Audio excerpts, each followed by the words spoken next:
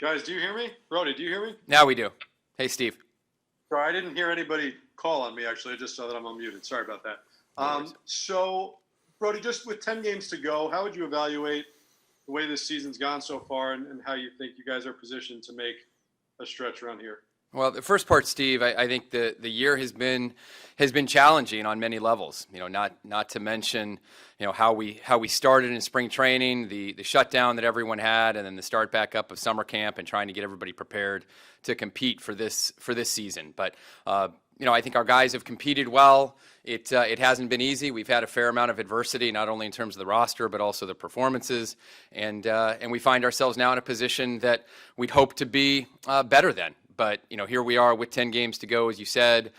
We just have to focus on winning as many games as we can, and we got to continue what momentum we built the last two nights and win tonight's game and see where the chips fall as we wake up tomorrow morning.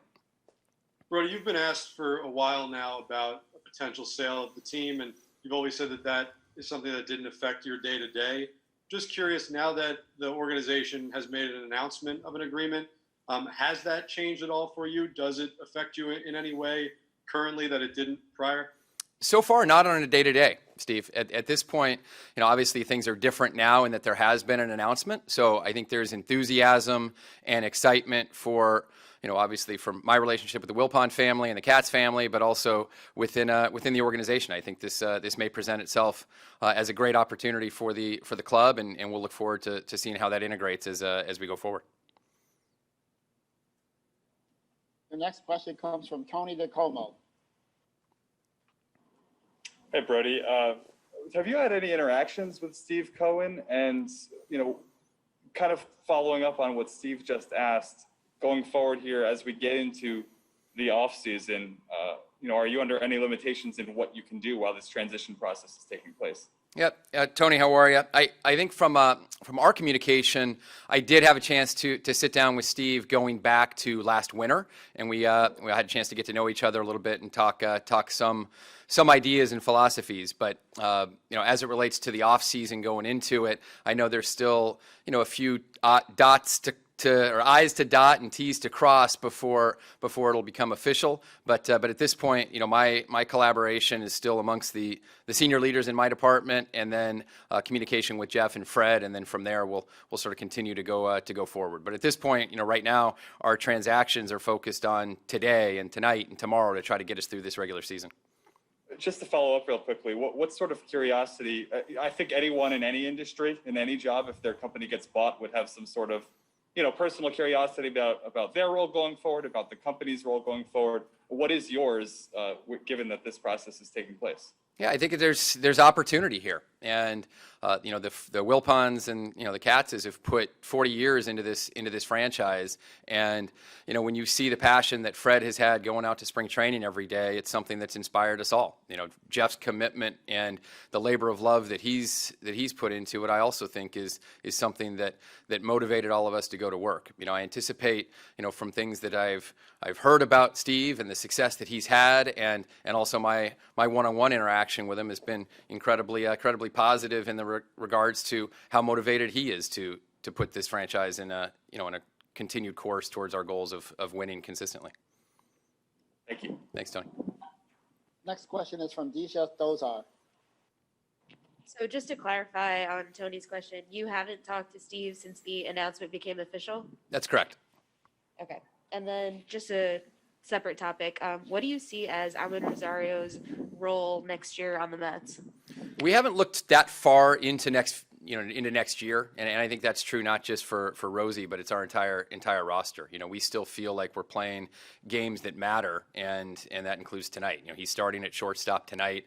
At least that's the expectation. And the last I spoke to Luis earlier today, but he's still going to be contributing in meaningful ways, including as a starting shortstop. So I think we're feeling fortunate that we have multiple guys that can be everyday players at multiple positions, and we see him as one of those guys. Do you see Andres Jimenez as remaining on a big league roster going forward? Well, he's earned it at this point. So he's staying on the roster right now, and if he continues to stay healthy and contribute, then I can see him making an impact on the roster going forward as well. Thanks, Disha. Next question is from Dave Wennon. Hey, Brodie, just, I know you're under contract, obviously, but I'm just wondering if you'd been given any assurances from Steve that you'd be part of the operation going forward, if there was going to be an evaluation period, just as far as your future.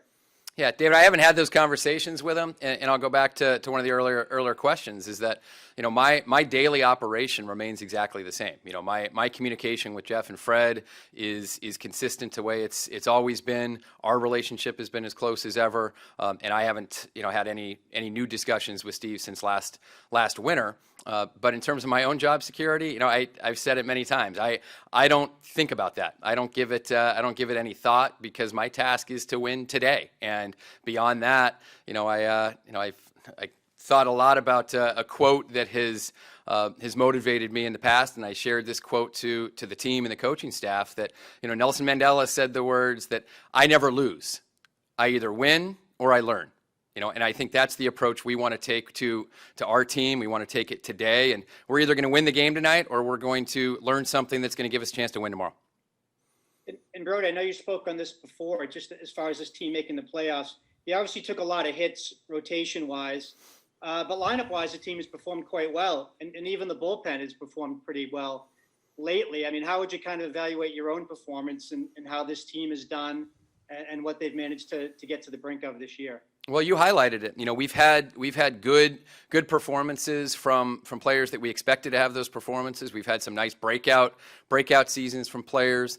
A lot has been asked of our bullpen. As a number of our starts have been shortened for any number of different reasons. But our bullpen has competed all year. I mean, the last two nights are a microcosm of that. But we still have talent in the starting rotation as well. Rick Porcello has given us competitive starts the last few times out. David Peterson has been competitive every time he's taken the ball, except for one. Michael Wacha stepped up in his performance on Tuesday night, I guess it was, and we got a Cy Young, perennial Cy Young candidate, still with two starts remaining, and then Seth has done a great job. Obviously, had a tough outing yesterday, but we still think that even given all the challenges that the rotation has had, we've got guys lined up, especially with Matt's coming back, and hopefully he can regain his form with his health. And we've got a group of guys that can still give us a chance, combined with the offense and the bullpen. If we can put it all together, we got a chance to win. Thanks, Brodie. Thanks, David. Next question is from Tim Britton. Hey, Brodie, from that conversation you had with Steve last offseason, what sense did you get for where he stood philosophically on owning a baseball team? He's competitive, and I think he, again, the conversations were very top line, because there was no deal officially in place, at that particular time. But I know he's competitive. I know he's historically believed in investing in the infrastructure of his organizations and his intellectual capital of the people that work for him. So with that mindset, if he carries that over to the team that I know he's had a long-term passion for, I think it's an opportunity for the organization to continue to go in a progressive way. And then you said that, you guys haven't really looked at next season yet. I'm wondering, when you eventually get to that point, whether it's in a couple weeks or longer than that, how do you evaluate a sample of a season that's smaller than a usual one? Does it just seem like 60 games instead of 162, or are there other factors you factor in when determining what to evaluate off of a certain player's performance? Yeah, it's a great question. When we build our models, there's a sample size of performance that we factor into our decision making. During a 60-game season, managing a daily lineup or managing a daily roster requires a little bit different calculus, because there is an element of going with the hot hand or going with matchups in a way that you think is going to give you a chance just for that one day, rather than trying to build a successful performance track record when you can project it out over 162 games. But we'll factor it, we'll sit down, and obviously these 60 games will factor into the most recent part of the sample size in projective behavior going forward, and then we'll look at it and see how much weight to put it in as we build those projections. Thanks. Yep, thanks, Tim. Next question is from Peter Brodie.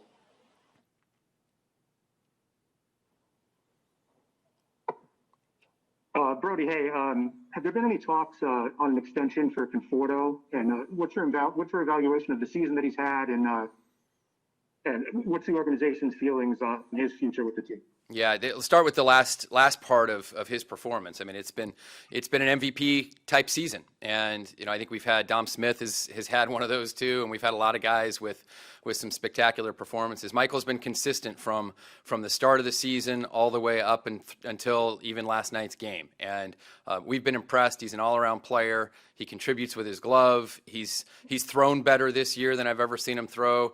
Going to the bases and to home plate, and he's just been an incredible performer. And as a guy that was homegrown, he's somebody that we've looked at as a long-term piece of our core going forward. We have had preliminary conversations in the past about a mutual expression of interest potentially in the long term, and we'll see how those conversations go. Back to Tim's question, when we start to put in this entire piece to the puzzle, trying to develop a roster strategy as we go into the offseason. Thank you. Thanks. Next question is from Bradford Davis. Brodie.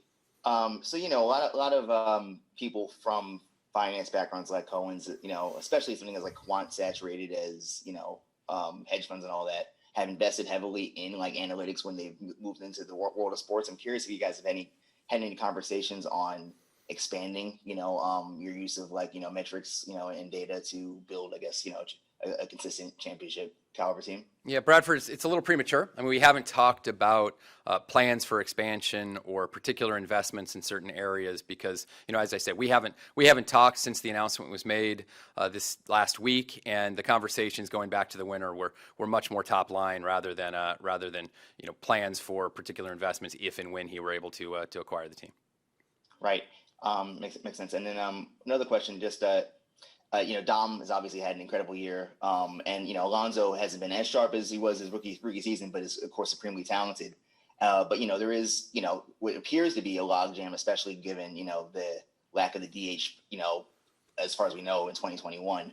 Have you guys had any conversations on just making sure that everyone, all these talented hitters on your team who play corner, infield, and outfield positions get the reps that they need next long term here? Yeah, you just said it. It's not just Pete and Dom. It's all the talented players that are on the team that have versatility. It's something that I've talked about a lot, is that we want to be able to have pieces that can interchange and move around the diamond at different points in time. But those two specifically, they're everyday players and they're impact players. And so as we look at the team going forward, we see both of those guys with regular playing time, and we've just got to find a way to make sure we can get it, because they can impact the game every time they walk onto the field. Well, thank you. Thanks. Next question is from Andy Martino. Brodie, is in the organization's mind, is Lugo a starter now long-term going forward, or is that just a decision you made based on needs this year? And is the fact that he seems to have, you'd expect someone going from the bullpen to the rotation to lose a little bit of velocity, but does that give you any pause holding that velocity in terms of his ability to start long-term?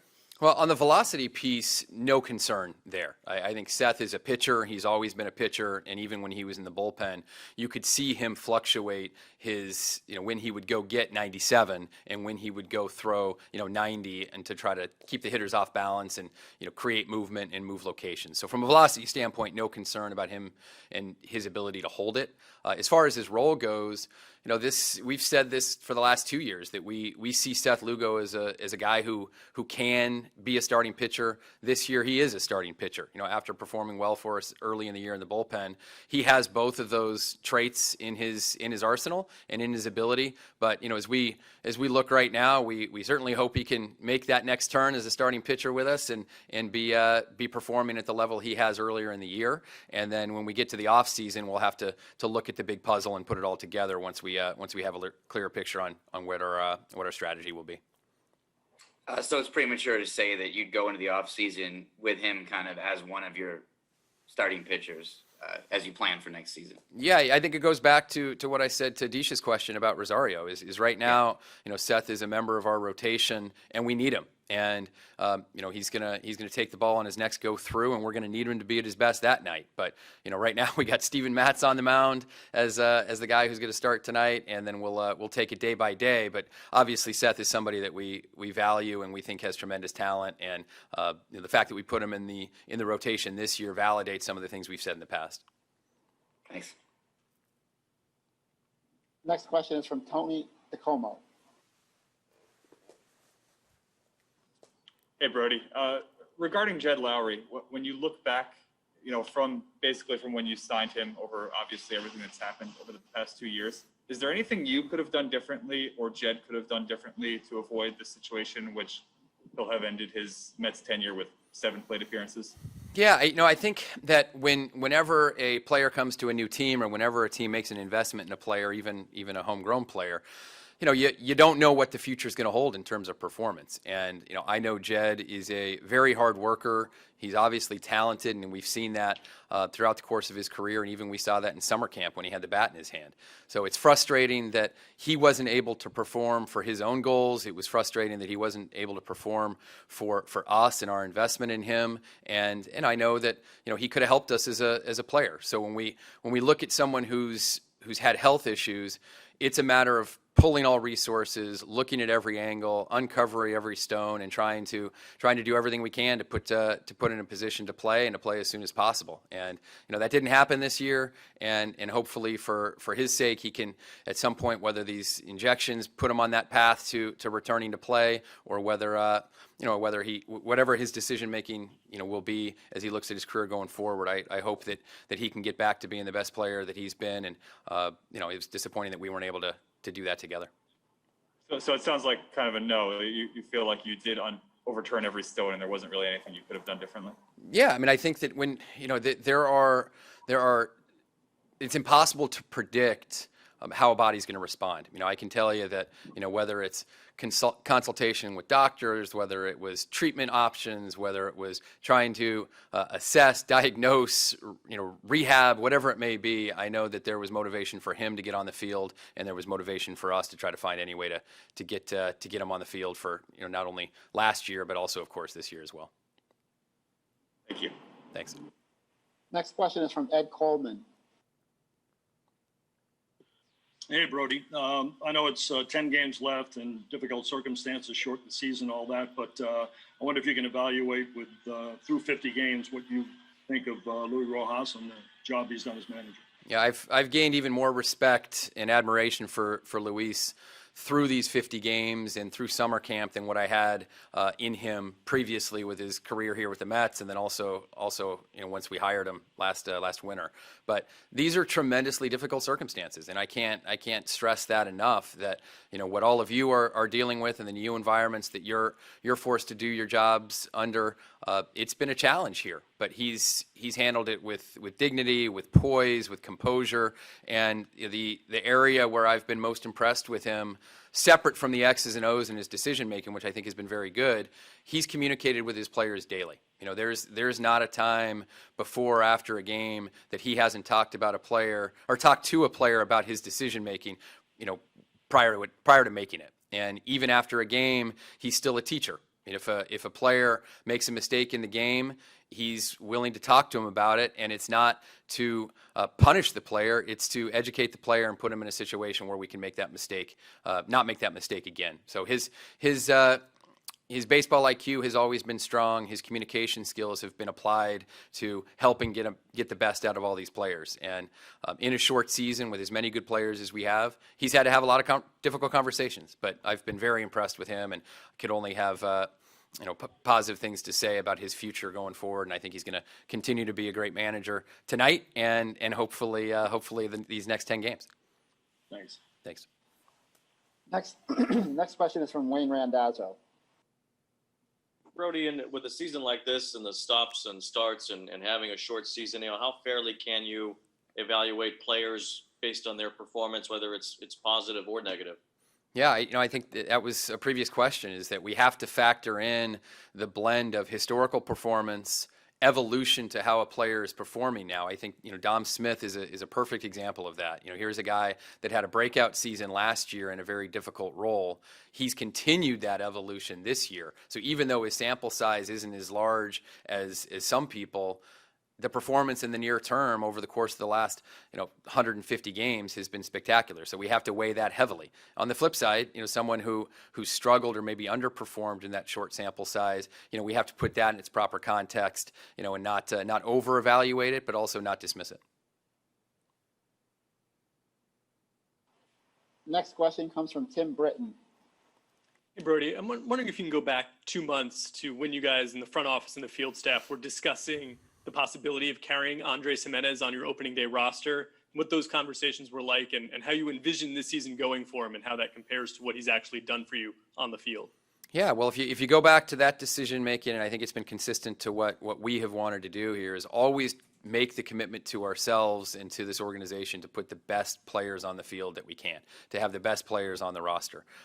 And once we learned that the rosters were going to be expanded to 30 under the new agreement to start the season, Andres Gimenez became much more of a realistic factor when we started summer camp. He impressed us in spring training 1.0, and he carried that over to when we started back up. And the combination of his defense, his speed, his ability to present a quality at bat every time out there, and the intangibles that he shows just as being an instinctual player, those are qualities that when you're having that on the bench to start the year, it's a really versatile and important piece to have. He made us better. And, now that the season is 50 games deep, he's grown up even more so than we could have anticipated. And when the rosters were cut down to 28, he was a very easy decision to keep on the roster, and he's played an important role for us. And we're very, very pleased and have a lot of confidence that he's going to have a bright future. And then a number of organizations across baseball have had to make cuts to their baseball operations department because of the pandemic and everything going on. Have you guys discussed those kinds of moves going into the future at all? We've looked in going back to when the shutdown first happened in March. I'll credit again the ownership group here and particularly Jeff. We made a commitment to the organization that we were going to try to hang on to as many jobs as possible. And as an organization, we all shared in contributing to make that happen. And so we've been able to retain our baseball operations department, and it's something that I am very proud of, and it's something that we'll have to evaluate as we go into the off season. But that'll be the type of discussion that we'll have to look at, no different than the Major League payroll. We'll have to look at what strategically makes the most sense and what is consistent to what the vision is going forward. But as of now, we've been able to retain our baseball operations staff, and that's something I'm very proud of. Thanks. Thanks. Next question is from Dave Lennon. Hey, Brodie, kind of related to that, and even sort of the conversation about Conforto. It's looking a little bit ahead, but just with so much fiscal uncertainty with a lot of teams, but also basing performance this year on a very strange 60-game season, how hard do you think is it going to be to determine, what to pay people, who to retain, where contracts are going to go? Is that going to be a very difficult thing to put in perspective or to determine? I think it's going to start with clarity in terms of what our goals are as an organization, short-term and long-term, and what our resources are going to be. Even before we get to valuations of players and impacts on salaries in an uncertain 2021 season, we need to have some strategy outlined so that we can build an execution plan to determine what we want to be, what our resources will be, from a payroll standpoint, and then be able to make decisions on how to build a roster. No one player can be evaluated in a vacuum because it has to be in the context of, right now a 28-man roster, and if it's 26 next year, then the same thing will have to be applied. We have to find out what the rules are going to be, what our resources are going to be, and how to maximize a complete roster with as much depth as we possibly can. And then with that, we can make some individual determinations. And as far as the market as a whole, Brodie, I would think everybody's going to be struggling to figure those things out. Even like you mentioned, you don't even know what the rules are going to be for next year necessarily. Yeah, we're going to have to learn more information. I think that's the bottom line. And markets are defined by what happens in that moment. And so much information, as we've all seen this year, has changed so quickly. But right now, our focus still really is the roster we have. How do we protect it? How do we maximize it to give us a chance to win tonight? And that's hard enough.